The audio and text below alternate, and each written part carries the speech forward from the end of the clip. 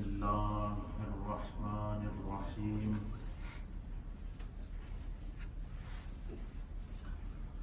يا أيها النمل ادخلوا مساكنكم لا يختمنكم سليمان وجنوده وهم لا يشعرون صدق الله مولانا العظيم وصدق رسوله النبي الأمين الكريم إن الله وملائكته يصلون على النبي يا أيها الذين آمنوا صلوا عليه وسلموا تسليما اللهم صل على سيدنا ونبينا ومولانا محمد وآله وسلم وصل عليه.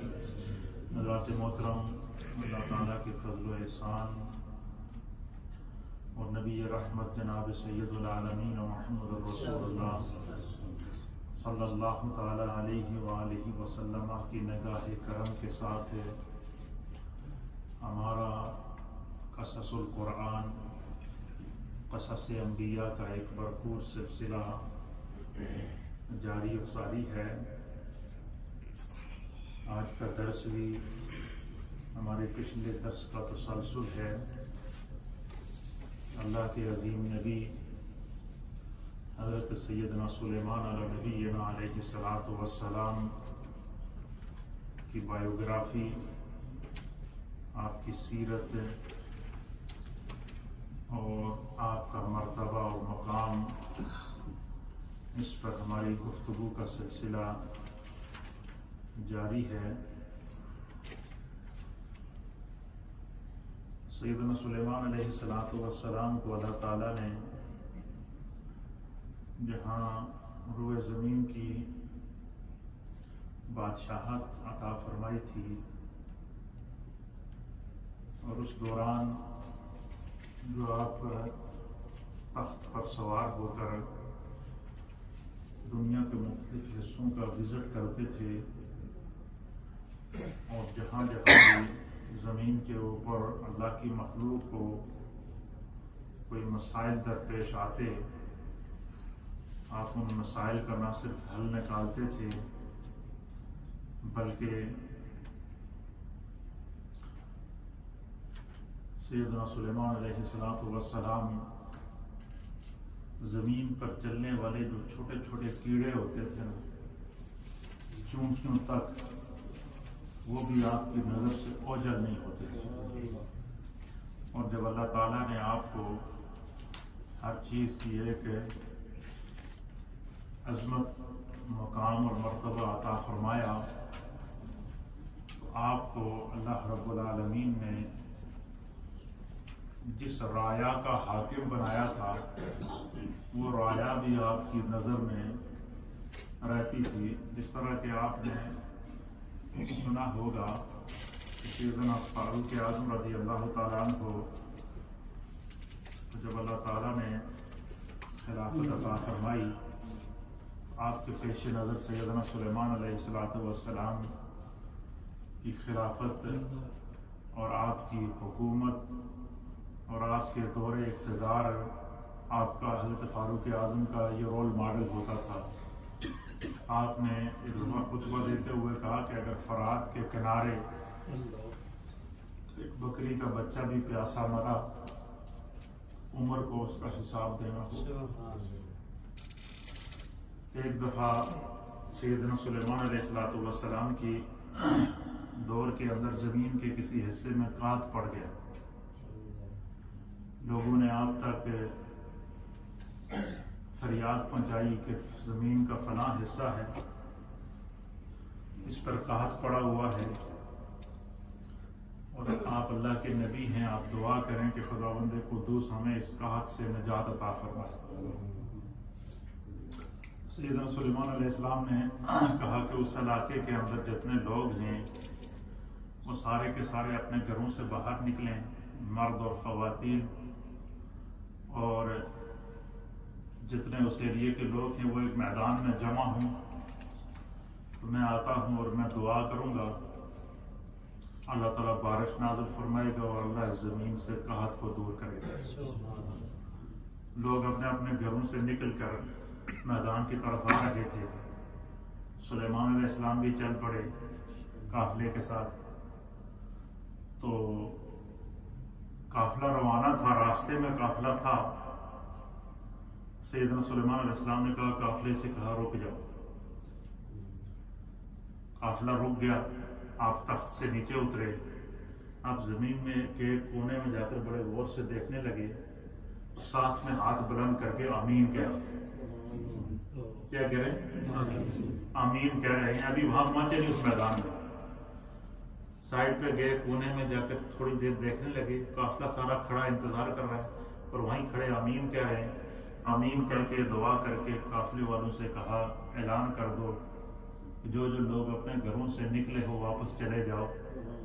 میں نے دیکھا ہے کہ یہ ایک چونٹی اپنے دونوں ہاتھ اوپر کر کے اللہ کی بارگاہ میں دعا کر رہی تھی کہ بار الہ، اس زمین پر قحط پڑ گیا ہے، اللہ کے نبی سلیمان لوگوں کو لے کر باہر آ رہے ہیں، ان کے آنے سے پہلے اللہ بارش نازل کر دے۔ تو آپ نے فرمایا کہ میری دعا سے پہلے اس چونٹی نے دعا کر دی اور خدا نے اس کی دعا قبول کر لی، لہذا تم لوگ جاؤ اپنے گھروں میں بے فکر ہو جاؤ، شام کو بارش ہو جائے گی۔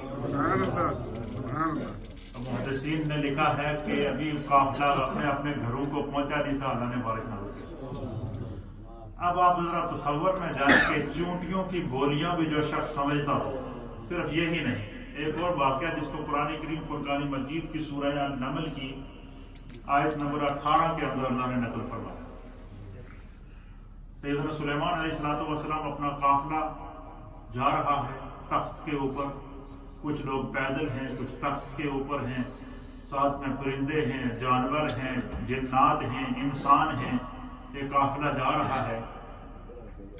تو ایک علاقہ تھا جس کا نام تھا وادی نملہ۔ کیا نام تھا؟ یہ نمل عربی کے اندر چونٹی کو کہتے ہیں، اس کے نام سے اللہ نے ایک سورت پوری نازل کی ہے 19ویں سپارے کے اندر، سورت النمل۔ کیا؟ چونٹی کی سورت، چونٹی والی سورت۔ تو اس سورت کے اس کو نمل اس لیے کہتے ہیں کہ اس سورت کے اندر خداوند قدوس نے چونٹی کا ذکر کیا ہے۔ اب وہ اللہ جو اپنی مخلوق زمین پر چلنے والی سب سے چھوٹی مخلوق جو چونٹی ہے اس کا بھی ذکر کر رہا ہے۔ خدا کی شان دیکھیے، اپنی مخلوق کو کس طرح اس نے رکھا ہوا ہے۔ تو وہ قافلہ جا رہا تھا، وادی نمل کے پاس پہنچا، تو ابھی وادی نمل سے وہ قافلہ 3 میل دور تھا۔ تو سیدنا سلیمان علیہ السلام نے لوگوں سے کہا کہ قافلے کو روک دو، کیا کہا؟ رک جاؤ۔ سارا قافلہ رک گیا۔ جب قافلہ رک گیا تو قرآن کریم فرقان مجید اس منظر کو بیان کرتا ہے، سورہ النمل کی آیت نمبر 19 ہے۔ قافلہ رک گیا، سارے سب خاموش کھڑے ہیں کہ سلیمان علیہ السلام نے اتنا رواں دواں قافلہ روک دیا، کوئی خاص وجہ ضرور ہوگی۔ اب قرآن اس منظر کو بیان کرتا ہے کہ جیسے یہ قافلہ روکا نا، فتبسم،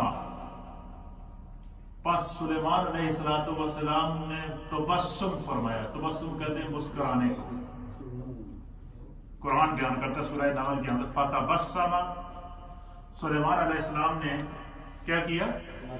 تبسم فرمایا، آپ مسکرائے، خاموشی سے کھڑے مسکرا رہے ہیں۔ مسکراتے مسکراتے پھر قرآن کہتا ہے ضاحکا من قولہا، کہتے ہیں کہ مسکراتے مسکراتے ایک دم آپ زور سے ہنسے۔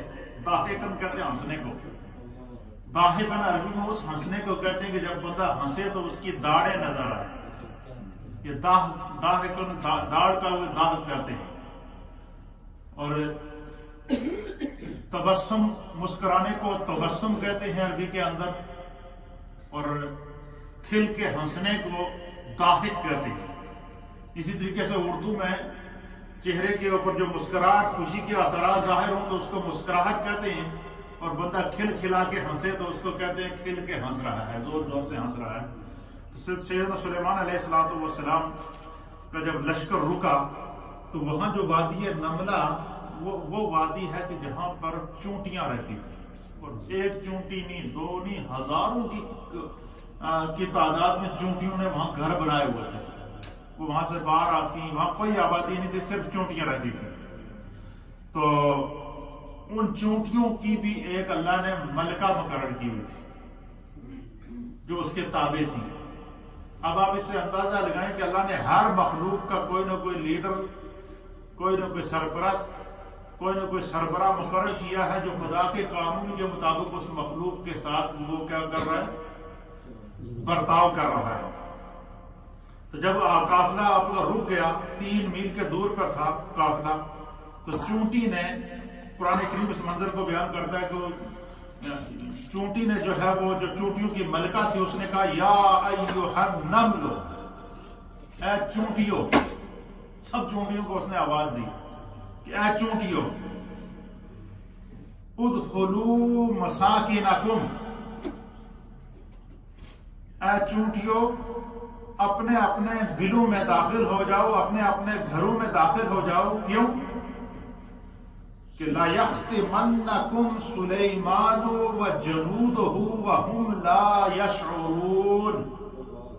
چونٹیوں کی ملکہ نے اپنی چونٹیوں کو آواز دے کر کہا کہ اے چونٹیوں اپنے اپنے بلوں میں داخل ہو جاؤ، کیونکہ سلیمان اور اس کا لشکر آ رہا ہے، اور وہ اتنی زیادہ تعداد میں ہیں کہ وہ کہیں تمہیں کچل نہ ڈالیں، اور وہ جب تمہیں کچل ڈالیں تم کہیں ان کے پاؤں کے نیچے مسلی نہ جاؤ.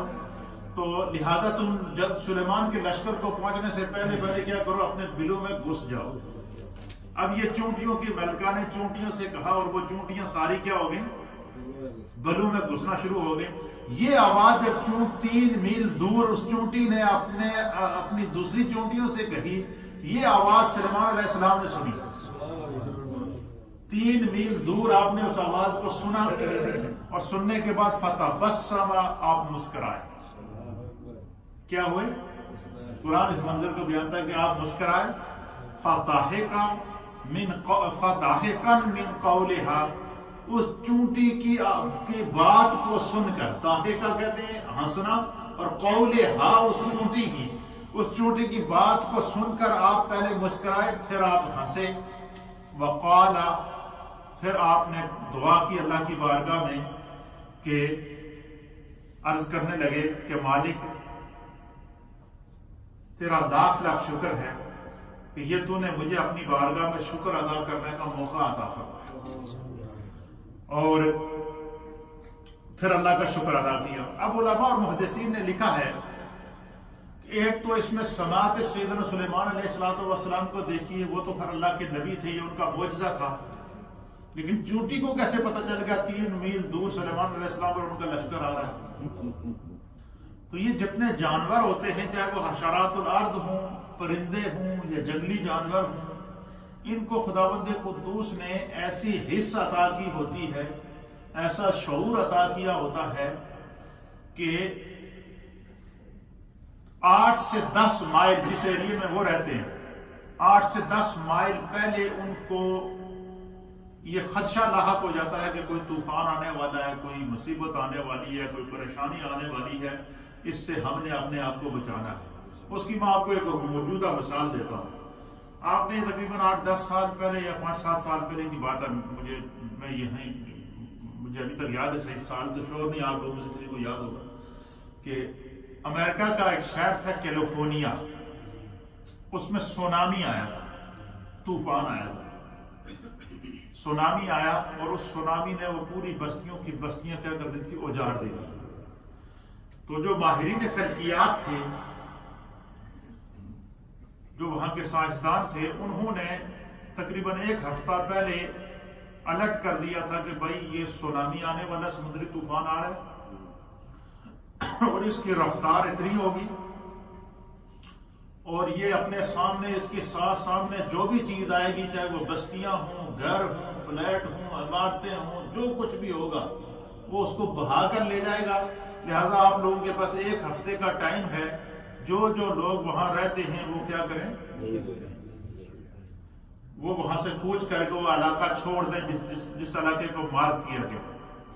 اب ٹیلی ویژن نے، امریکن ٹیلی ویژن نے اور دنیا بھر کی میڈیا نے اس منظر کو دکھایا کہ یہ جو ماہرین فلکیات نے اعلان کیا کہ طوفان آنے والا ہے، اس طوفان ماہرین فلکیات کے اعلان سے پہلے کیلیفورنیا کے جنگلوں کے اندر جتنے جانور تھے، جتنے حشرات الارض تھے، چاہے وہ سانپ ہوں، کیڑے ہوں، چونٹیاں ہوں، یا وہاں کے رہنے والے جنگلی جانور ہوں، وہ پہلے ہی وہ علاقہ چھوڑ گئے تھے۔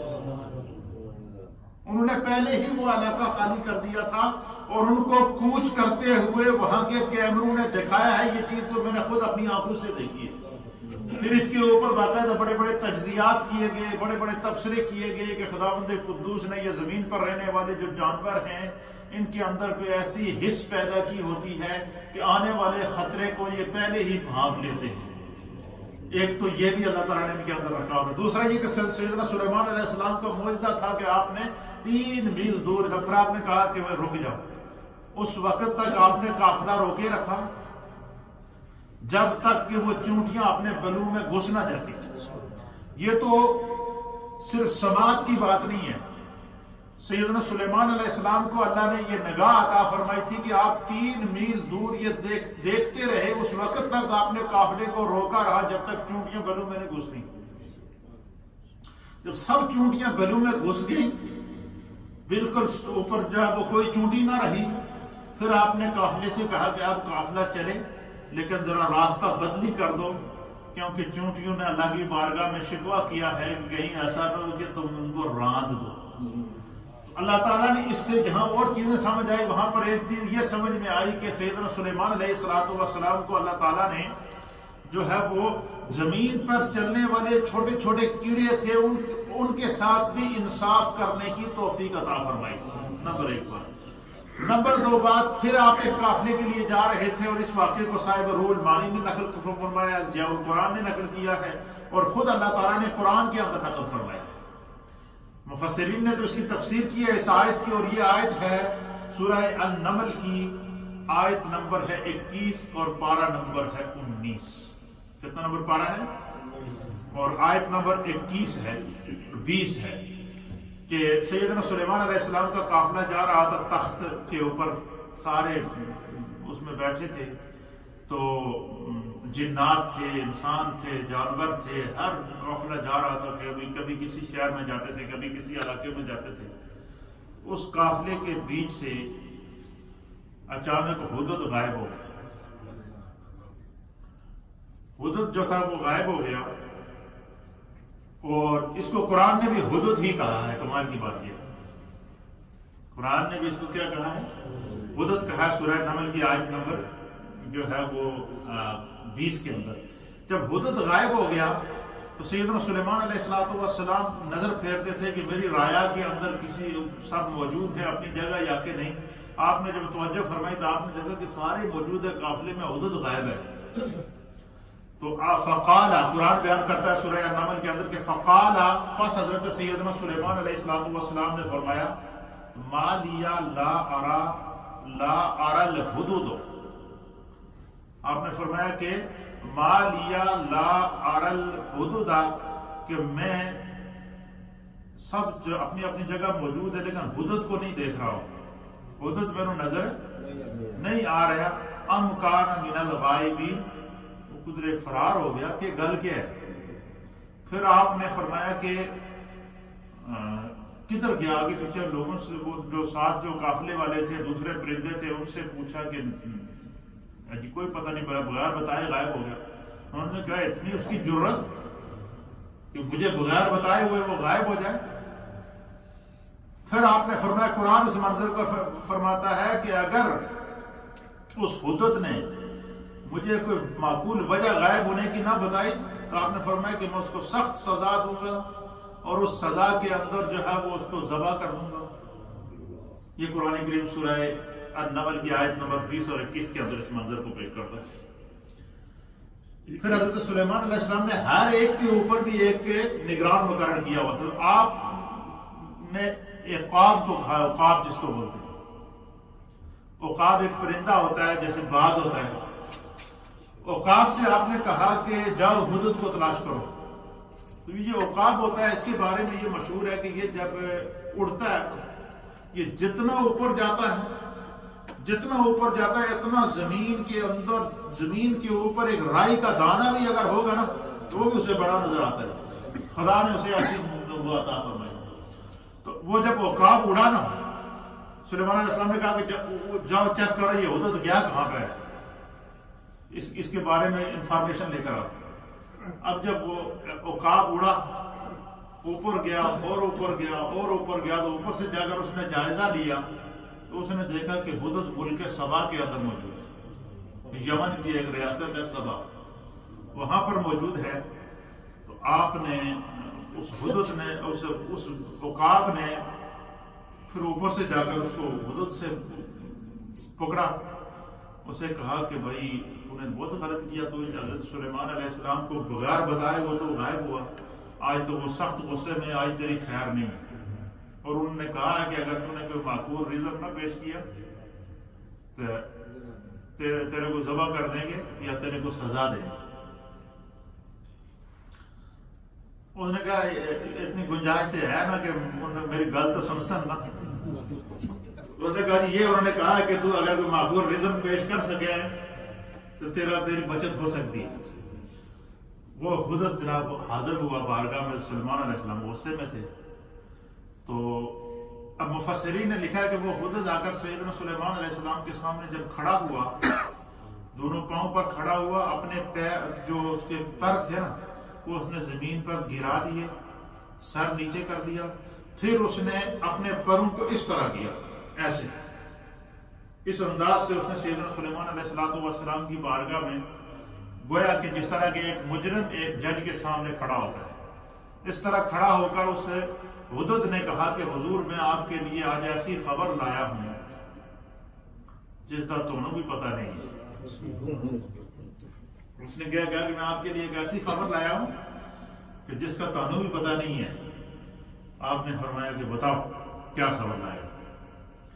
اس نے کہا جی کہ فلاں ملک ہے، اس ملک سبا ہے، اس کے اندر ایک ملکہ ہے، وہ اس کی بادشاہت ہے، اور اس کے اندر دنیا کی ہر سہولت موجود ہے. اس کی اتنے لاکھ فوج ہے، اتنا اس کا بڑا سونے کا تخت ہے، اس تخت کے اوپر اتنے کمرے ہیں، اور وہ ساری جتنی اس کی مخلوق ہے، جو اس کی رایا، جو اس کی جن کے اوپر وہ ملکہ ہے، وہ لاکھوں کی تعداد میں سب اس کے ماننے والے ہیں اور سب اس کے اشارے پہ چلتے ہیں. حضور میں آپ کو یہ خبر دینے آیا ہوں کہ آپ کی ریاست میں اللہ نے ایک اور ریاست قائم کی ہوئی ہے. آپ کی ریاست میں ایک ریاست اور قائم ہے. تو آپ کو اپنی بادشاہت پہ تو بڑا ناز ہے، لیکن میں وہ سب کچھ دیکھ کے آیا. اور پھر اس میں قرآن نے اس منظر کو بیان کیا کہ حدود نے آ کر سیدنا سلیمان علیہ السلام سے بیان کیا. یہ سورہ النمل کی آیت نمبر ہے 22، آیت نمبر 23، آیت نمبر 24. اس کے اندر اس نے کہا کہ میں ایسی اطلاع لا رہا ہوں کہ جس کی آپ کو بھی خبر نہیں ہے. اور فرمایا کہ میں ملک سبا سے ایک یقینی خبر لایا ہوں کہ اس کے اندر وہ ملکہ کی اس نے پوری کہانی بیان کر دی. اب سیدنا سلیمان علیہ السلام نے فرمایا اچھا. آپ نے فرمایا کہ پہلی تو بات یہ ہے کہ میں اب تو اپنی اس خبر کو تو ہی سچا ثابت کرے گا کہ تو جھوٹ بول رہا ہے یا سچ کہہ رہا ہے. آپ نے فرمایا کہ اچھا یہ بات ہے. پھر آپ نے کیا کیا کہ آپ نے ایک خط لکھا ملکہ سبا کے نام. اس خط کے اوپر آپ نے اس نے لکھا، اور اس خط کو بھی قرآن کریم فرقان مجید میں اللہ تعالیٰ نے سورہ اسی النمل کے اندر بیان فرمایا.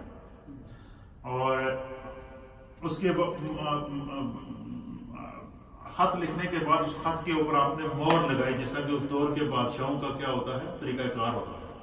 اس خط کے اندر آپ نے اس کو لکھا کہ میں سلیمان اللہ کا نبی ہوں، فلاں ملک کا بادشاہ ہوں. اور حدود نے یہ بھی بتایا کہ وہ جو ملکہ ہے وہ سارے کے سارے سورج کی پرستش کرتے ہیں، شرک کرتے ہیں اللہ کے سامنے. اور آپ کی بادشاہت کے اندر خدا کی توحید کو چھوڑ کر شرک ہو رہا. خبر تو بڑی ہے. انفارمیشن منسٹر جو تھا، تو آپ نے فرمایا کہ میں تمہیں خط لکھ کر دیتا ہوں تو تم اس کے پاس لے کر جاؤ کھاتے. قرآن کریم نے اس منظر کو بیان فرمایا کہ حضرت سلیمان علیہ السلام نے کہا کہ اذهب بکتابی ھذا کہ الیہم ثم تول عنہم فانظر ماذا یرجعون. آپ نے فرمایا کہ یہ خط لے کر جا، اس ملکہ کو جا کر دے، اور اس وقت تک اس ایریے میں رہنا کہ وہ خط پڑھنے کے بعد کیا جواب دیتی ہے، اور وہ کیا اس خط پڑھنے کے بعد اس کی ایکٹیویٹیز کیا ہوگی، وہ کیا کرتی ہے. اب وہ ہدہد، اور آپ نے فرمایا کہ پھر تو وہاں سے جب واپس جواب، اس خط کا جواب جب لے کر آئے گا تو پھر میں نے یقین آئے گا کہ تو سچ بولتا ہے. آپ نے اس ہدہد سے کہا، وہ خط لے کر چلا گیا. قرآن اس منظر کو بیان کرتا ہے. ہدہد اس خط کے اندر حضرت سلیمان علیہ السلام نے بڑے اس خط کو جو ہے وہ جس طرح کہ قرآن کریم نے بیان کیا، تو اس خط کو بھی آپ نے لکھا تھا کہ من عبداللہ. خط کا جو متن تھا اس کو مفسر اہل سیر نے لکھا ہے کہ من عبداللہ سلیمان ابن داؤد، کہ یہ خط اللہ کے بندے سلیمان بن داؤد کی طرف ہے. الی بلقیس، بلقیس ملکہ کی جانب جو ملکہ سبا ہے. پھر آپ نے لکھا بسم اللہ الرحمن الرحیم خط کے اوپر لکھا. پھر لکھا کہ السلام علی من اتبع الہدی اما بعد. آپ نے فرمایا کہ اس پر سلامتی ہو جس نے ہدایت کو قبول کی.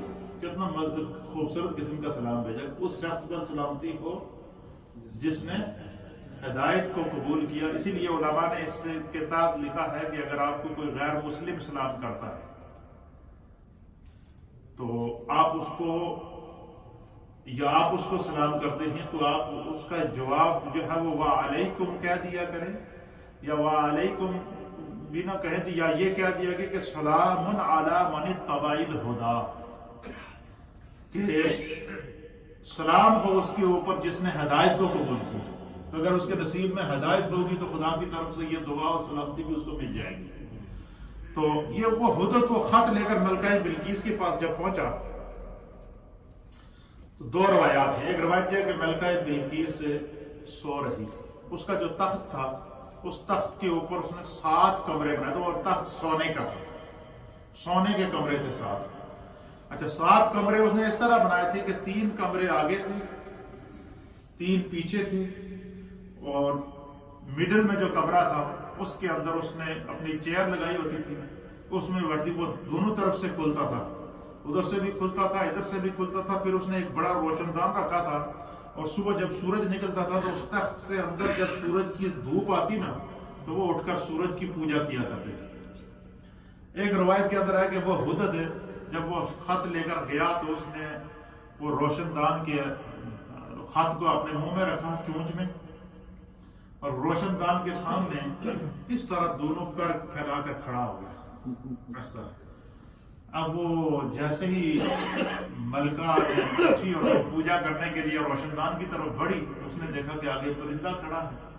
اس نے دھوپ کو روکا ہوا ہے اور منہ میں اس کے خط ہے. تو وہ جب آگے بڑی ملکہ کہ میں دیکھوں یہ کیا ماجرا ہے، تو وہ آگے بڑھی تو پرندے نے ہدہد نے وہ خط ملکہ کی جولی میں پھینک دیا یا اس کے سامنے پھینک دیا. دوسری روایت یہ ہے کہ ملکہ سو رہی تھی اور ہدہد آیا روشن دان سے اندر، اور اس نے آ کر وہ خط اس کے سینے کے اوپر چھوڑ دیا. جیسے اس کی آنکھ کھلی تو اس نے وہ خط پڑھا. تو خط پڑھنے کے بعد اس خط میں جب سلیمان علیہ السلام نے اس کو خط میں لکھا تھا کہ میں تمہیں اسلام کی دعوت دیتا ہوں، تم اسلام قبول کرو، اگر آپ لوگ اسلام قبول نہیں کرتے ہیں تو میں اس زمین پر شرک کرنے نہیں دوں گا، پھر تم لوگ جنگ کے لیے تیار ہو جائیں. یہ ڈائریکٹ آپ نے ان کو خط کے اندر دعوت اسلام دی. پھر اس ملکہ نے کیا کیا تھی کہ اس کے بارے میں مفسرین نے لکھا ہے کہ اس کے تقریباً کوئی 1000 سے زائد قبائل تھے. ہر قبیلے کا ایک سردار تھا، اور ہر قبیلے کے سردار کے پاس 1 لاکھ فوج ہوتی تھی. 1 لاکھ فوج کا وہ کمانڈر تھا. اس نے تمام 1000 جو فوجی کمانڈر تھے ان کا اجلاس بلایا. ہدہد چھپ کے دیکھ رہا ہے، سن رہا ہے ساری باتیں. بلانے کے بعد اس نے کہا جی کہ یہ اس نے سنا ہوا تو تھا کہ اس طرح سلیمان علیہ السلام بادشاہ ہیں اس وقت اس دور کے.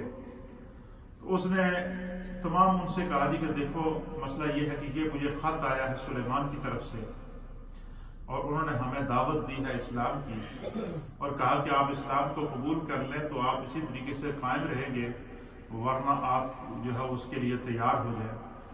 میں کوئی بھی کام کرنے سے پہلے میں چاہ رہی ہوں کہ اپنی جتنی کابینہ ہے، آپ فوج کے جو 1000 کے قریب جرنیل موجود ہیں اور ہر ایک کے پاس اپنی فوج موجود ہے، آپ بتائیں کہ ہمیں سلیمان کا کیا جواب دینا چاہیے؟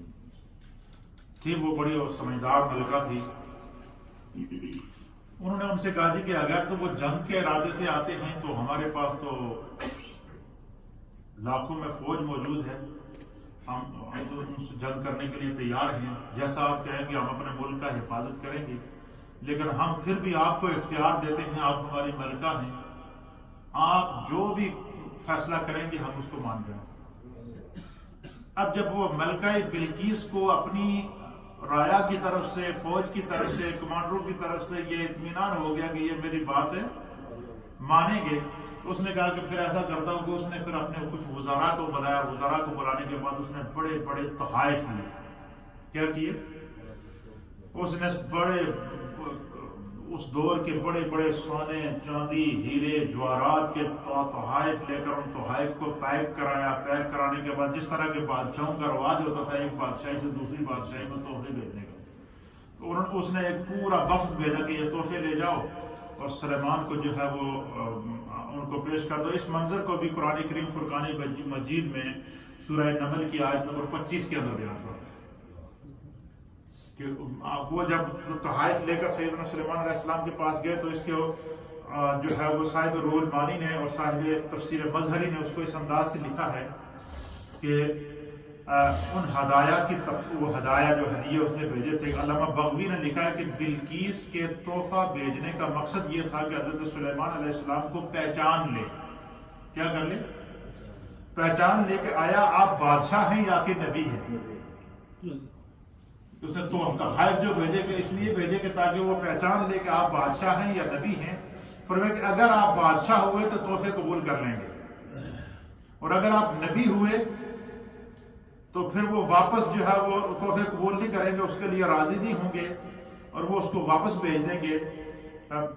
ان ہدایہ کی بڑی تفصیلات ہیں جس کو انہوں نے آگے جو ہے وہ مفسرین نے نہیں بیان۔ جب وہ سب وہاں پہنچے نا تو سیدنا سلیمان علیہ السلام نے ان کو کہا جی کہ میں یہ تحفے واپس لے جاؤ، میں اللہ کا نبی ہوں، میرا کام ہے دین کی تعلیم دینا، شرک ہو رہا ہے۔ ان سے کہیں کہ آپ شرک سے توبہ کر لیں، تحائف ہمیں نہیں چاہیے، اور اگر آپ شرک سے توبہ نہیں کرتے ہیں، اللہ پر ایمان نہیں لے کر آتے ہیں تو پھر آپ لوگ جنگ کے لیے تیار ہوں، میں پھر جو ہے وہ انہوں نے تحفے واپس کر دیے سلیمان علیہ۔ اب وہ تحفے لے کر جب واپس آئے، قرآن کریم اس منظر کو بیان کرتا ہے کہ اس ملکہ کو جب اندازہ ہو گیا، اس نے پھر کہا جی کہ میں سلیمان سے ملنا چاہتی ہوں، آپ سے ملاقات کے لیے۔ پھر وہ روانہ ہوئی، اور جیسے ہی وہ روانہ ہوئی نا، سیدنا سلیمان علیہ السلام کو پتہ چل گیا کہ ملکہ آ رہی ہے۔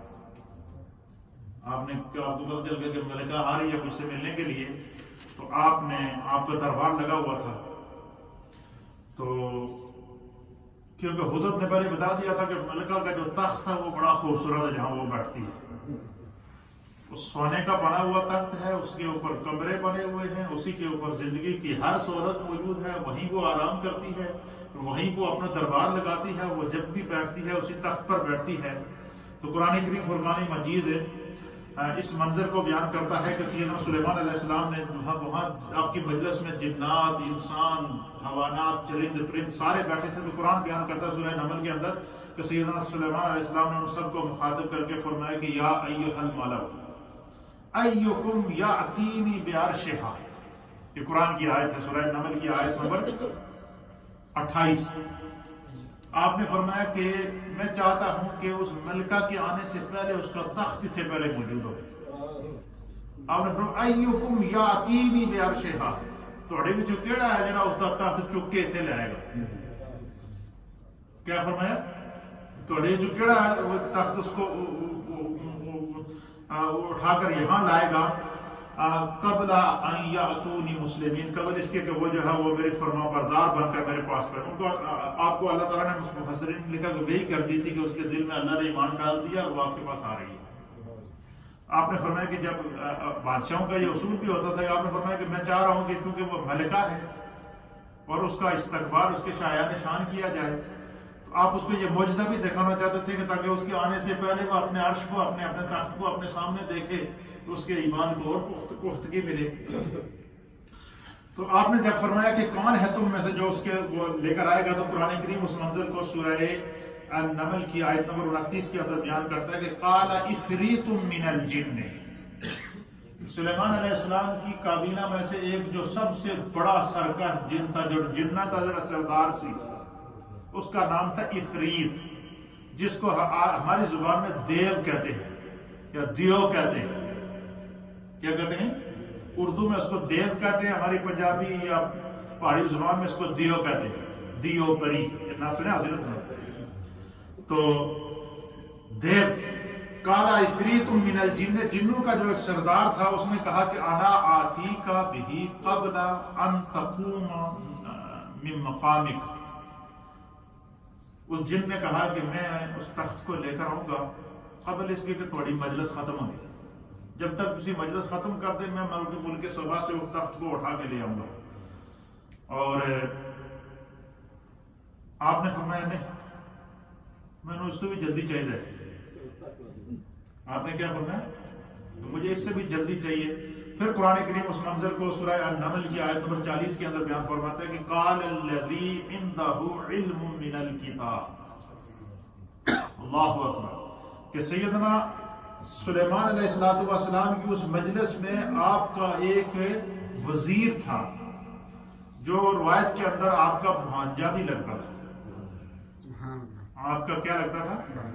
بھانجا بھی تھا اور آپ کا وزیر تھا، اور اللہ تعالیٰ نے اس کو مقام ولایت پر فائز کیا تھا، اور یہاں تک مفسرین نے لکھا کہ اس کو خداوند قدوس نے مقام صدیقیت عطا فرمایا، جس طرح کہ نبی پاک صلی اللہ علیہ وسلم کے وزراء میں سے ایک سیدنا صدیق اکبر جو سب سے پہلے خلیفہ بھی تھے، اور آپ کے حضور نے فرمایا میرے 2 وزیر زمین والوں میں سے ہیں اور 2 وزیر آسمان والوں میں سے ہیں۔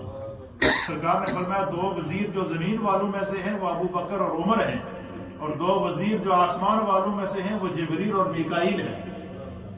سرکار نے فرمایا کہ میرے 2 وزیر زمین پر رہتے ہیں، 2 آسمانوں پر رہتے ہیں۔ تو آپ کے ایک وزیر نے، جن کا نام مفسرین نے لکھا ہے، ان کا نام تھا آصف بن برقیہ رضی اللہ تعالیٰ عنہ، یہ اللہ کے ولی تھے، مقام اور سلیمان علیہ السلام کے صحابی تھے، اور مقام صدیقیت پر اللہ نے انہیں فائز کیا تھا۔ انہوں نے عرض کیا کہ انا آتیک بہ قبل ان یرتد الیک طرفک، فرمایا کہ حضور میں اس تخت کو لے کر آؤں گا قبل اس کے کہ آپ آنکھ بند کر کے کھولتے، آنکھ جھپکنے میں لے کر آؤں گا۔ تو سلیمان علیہ السلام نے آنکھ بند کر کے کھولی تو دیکھا تخت سامنے موجود ہے۔ کیا ہے؟ تخت سامنے موجود ہے، اور جب آپ نے تخت کو دیکھا نا، اللہ اکبر، کوئی ہوتا نا کوئی بڑا فخر کرتا کہ دیکھو جی یہ کتنا بڑی طاقت ہے اور کیا ہوا تھا۔ حضرت سلیمان علیہ السلام نے جب تخت کو اپنے سامنے دیکھا تو قرآن اس منظر کو بیان کرتا ہے سورہ النمل کی آیت نمبر 40 کے اندر کہ فَلَمَّا رَآهُ مُسْتَقِرًّا، جب سلیمان علیہ السلام نے اپنے سامنے تخت کو رکھا ہوا دیکھا، قال، تو آپ نے فرمایا هَذَا مِن فَضْلِ رَبِّي، یہ میرے رب کا فضل ہے۔ اب یہاں جو بات میں آپ کو سمجھانا چاہتا ہوں اس پر انشاءاللہ ہم آگے بات کو کلوزنگ کی طرف لے جائیں گے کہ حضرت سلیمان علیہ السلام کی امت میں آپ کا ایک صحابی جو اللہ کا ولی تھا، اس کی طاقت دیکھیے کہ وہ اپنی جگہ سے اٹھے بھی نہیں، آنکھ جھپکنے میں وہ تخت بھی آ گیا، یہ کیسے ممکن ہوا؟ اب علماء اور محدثین نے لکھا ہے کہ ایک تو اللہ کے نبی سلیمان علیہ السلام یہ بتانا چاہتے تھے کہ جو اللہ کے محبوب بندے ہوتے انبیاء تو ہیں ہی ہیں جنہیں اللہ نے یہ مقام عطا فرمایا اور جنہیں اللہ مقام ولایت عطا فرماتا ہے، ان کا مقام اور مرتبہ بھی اللہ کے یہاں اتنا بڑا ہوتا ہے کہ نبی پاک صلی اللہ علیہ وسلم کی حدیث ہے، حضور علیہ السلام نے فرمایا کہ جب بندہ خدا کا قرب حاصل کر لیتا ہے عبادات کے ذریعے، نوافل کے ذریعے، تو پھر کیا ہوتا ہے؟ سرکار دو عالم صلی اللہ علیہ وسلم نے فرمایا کہ پھر وہ اللہ کی صفات اور کمالات کا مظہر بن جاتا ہے، اور اس طرح مظہر بنتا ہے کہ اس کا دیکھنا خدا کا دیکھنا، اس کا بولنا خدا کا بولنا، اس کا پکڑنا خدا کا پکڑنا، اس کا چلنا خدا کا چلنا، اس کا اپنا کچھ رہتا ہی نہیں۔ فرمایا کہ جب حضرت آصف بن برقیہ نے کہا نا کہ میں اس کو آنکھ جھپکنے سے پہلے لے کر آؤں گا، فرمایا اتنا الفاظ انہوں نے کہے تو اللہ تعالیٰ نے ان کی اس بات کو اپنے قول کن کی صفات کا مظہر بنا دیا۔ اللہ تعالیٰ جب کسی بھی کام کو پیدا کرنا چاہے، کسی بھی چیز کو پیدا کرنا چاہے، تو قرآن اس منظر کو بیان کرتا ہے کہ یقال لہ کن یا یقول لہ کن، کہ اللہ تعالیٰ اس سے کہتا ہے ہو جا فیکون، پس جس طرح خدا چاہتا ہے وہ چیز ہو جاتی ہے۔ اللہ نے جب زمین کو بنانا چاہا تو فرمایا کن ہو جا تو زمین بن گئی، جب آسمانوں کو بنانا چاہا تو فرمایا کن ہو جا تو آسمان بن گئے، جب انسان کو بنانا چاہا تو فرمایا کن ہو جا تو پس وہ انسان آدم سے وجود میں آ گیا، جب مخلوق کو پیدا کرنا چاہا تو فرمایا کن ہو جا تو پس وہ آدم سے وجود میں آ گیا۔ فرمایا کہ چونکہ حضرت آصف بن برقیہ فنا فی اللہ اور فنا فی الرسول ہو چکے تھے، فنا فی النبی ہو چکے تھے، وہ ولایت کے اس مقام پر پہنچ چکے تھے کہ اپنی زبان سے جیسے ہی انہوں نے کہا کہ میں آنکھ جھپکنے سے پہلے تخت لے کر آؤں گا، تو خداوند قدوس نے ان کی اس بات کو اپنے قول کن کی برکات سے متصل کر دیا، اور قول کن کی برکات جب ان کو نصیب ہوئی تو وہ تخت فوراً پلٹ جھپکنے میں حاضر ہو گیا۔ ایک بات ہے۔ دوسرے مفسرین نے لکھا ہے کہ وہ تخت جس وقت انہوں نے کہا کہ میں آنکھ جھپکنے سے پہلے لے کر آؤں گا، اور جب اللہ تعالیٰ نے اس حکم دیا اس تخت کو، تو فرمایا کہ جہاں وہ تخت تھا وہاں سے زمین پھٹی، تخت نیچے چلا گیا، نیچے سے وہ تخت زمین کو چیرتا ہوا واپس جہاں سلیمان علیہ السلام بیٹھے تھے وہاں سے زمین کو پھاڑتا ہوا باہر نکلا۔ یہ اس کی مختلف وجوہات اور مختلف توجیحات جو ہے مفسرین نے لکھی ہیں۔ تو یہ سیدنا سلیمان علیہ السلام کی زندگی کے وہ چند واقعات تھے جنہیں اللہ تعالیٰ نے جو ہے وہ قرآن کے اندر انسانیت کے لیے ایگزامپل بنایا ہے، اور اسی طریقے سے سیدنا سلیمان علیہ نبی علیہ السلام نے جو ہے وہ بڑی حکمت آمیز گفتگو فرمایا کرتے تھے، لوگوں کے لیے نصیحت فرمایا کرتے تھے، آپ کی پوری زندگی حکمتوں سے لبریز تھی۔ حضرت ابو قتادہ کہتے ہیں کہ سیدنا سلیمان علیہ السلام فرمایا کرتے تھے جب سیر ہو جاؤ تو بھوک کو یاد کرو، اور جب غنی ہو جاؤ تو فقر کو یاد کرو۔ یعنی جب بندے کے پاس کھانا موجود ہو تو بندہ فکر کرے کہ کاش دنیا میں ایسے لوگ بھی تو ہوں گے جن کے پاس کھانا نہیں ہے، اور فرمایا کہ جب تمہیں خدا مال و دولت دے تو تمہارے اندر تکبر آنے کے بجائے یہ سوچنا چاہیے کہ یار وہ لوگ بھی تو ہیں جو بڑی مشکل سے گزارا کرتے ہیں۔ فرمایا کہ جو بندہ جب اس کا پیٹ بھرا ہوا ہو تو وہ بھوکوں کی فکر کرتا ہے، یا جب جو بندہ خود غنی ہو تو وہ غریبوں کی فکر کرتا ہے، تو فرمایا خدا اسے کبھی کسی کا محتاج نہیں کرتا، اسے سلیمان علیہ السلام فرماتے ہیں۔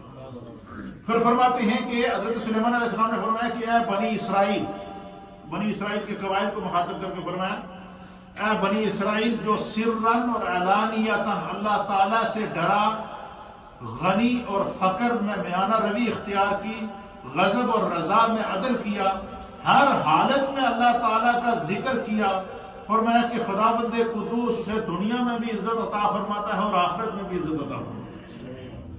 پھر آپ فرماتے ہیں کہ اے ظالموں کے گروہ، جو لوگ زمین پر ظلم کرتے ہیں ان کو آپ نے نصیحت فرمائی، فرمایا اس وقت تم کیا کرو گے جب فیصلے جو ہے وہ تمہارے لیے جب تمہارے لیے ممبر رکھا جائے گا، اور جابر لوگ جو ہے وہ جو جن لوگوں پر تم نے ظلم کیا وہ لوگ ان ممبروں پر بیٹھے ہوں گے اور تم سے بدلہ لے رہے ہوں گے، فرمایا قبل اس کے کہ تم ڈرو۔ پھر اپنے بیٹے کو آپ نے چند نصیحتیں کی، آپ نے فرمایا کہ میرے نور نظر زیادہ غصے سے بچو، زیادہ غصہ حلیم شخص کے دل کو خفیف بنا دیتا ہے، فرمایا جو بندہ غصہ کرتا ہے وہ ہلکا ہو جاتا ہے، اس کی قدر زمانے میں جو ختم ہو جاتی ہے، فرمایا اپنے آپ کو غصے سے بچاؤ۔ پھر آپ فرماتے خشیت الہی کو لازم پکڑ لو، اللہ کے خوف کو کیا کرو، لازم پکڑ لو۔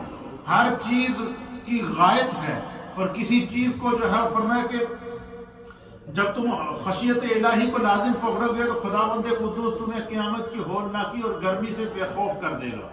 فرمایا کہ زیادہ ہنسو نہ، زیادہ ہنسنے سے فرمایا کہ انسان کا حلم اور اس کا تقوی ختم ہو جاتا ہے. تو یہ سیدنا سلیمان علیہ السلام کی سیرت کے چند کلمات تھے جو ہم نے آپ کی خدمت کے اندر پیش کیے ہیں. اللہ تعالیٰ انہیں اپنی بارگاہ کے اندر قبول و منظور فرمائے. اور ایک ساتھی نے مجھے میسج کے ذریعے کہا کہ ہم آپ کی گفتگو کو سنتے ہیں اور آپ نے جو حدیث پیش کی تھی کہ سیدنا سلیمان علیہ السلام کے نبی پاک صلی اللہ علیہ وسلم پر ایک جن نے حملہ کیا، تو اس کا حوالہ آپ ہمیں نوٹ کرا دیں. تو سری نگر سے بھائی عبد الخالق صاحب انہوں نے یہ میسج کیا. اللہ تعالیٰ آپ کو جزائے خیر عطا فرمائے اور اس پہ ہم آپ کے لیے شکریہ بھی ادا کرتے ہیں. تو یہ حدیث ہے، اس کو امام بخاری نے بھی نقل فرمایا ہے اور حدیث نمبر ہے 3434. امام بخاری نے اس کو نقل کی فرمایا. سنن ابی داؤد کے اندر یہ حدیث نمبر ہے 4932.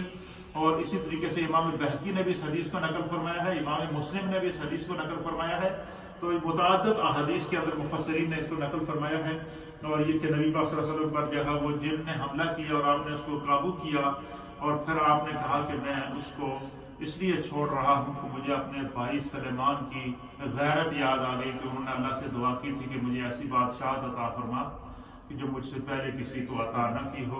اللہ کے فضل و کرم سے ہم نے قصص الانبیاء کا ایک بڑا بھرپور سلسلہ جاری رکھا ہوا ہے اور انشاءاللہ اس کو میں کمپلیٹ کروں گا. بڑا خوبصورت رمضان ہم گزار رہے ہیں. دعا کریں کہ اللہ تعالیٰ اس میں مزید برکات نصیب فرمائے. میں آپ تمام حضرات کے لیے بالخصوص کل کا جو درس ہوگا وہ کل میں درس نہیں دے پاؤں گا. اس کی وجہ یہ ہے کہ کل ہمارا چونکہ عصر کے بعد رویت ہلال کا اجلاس ہوتا ہے.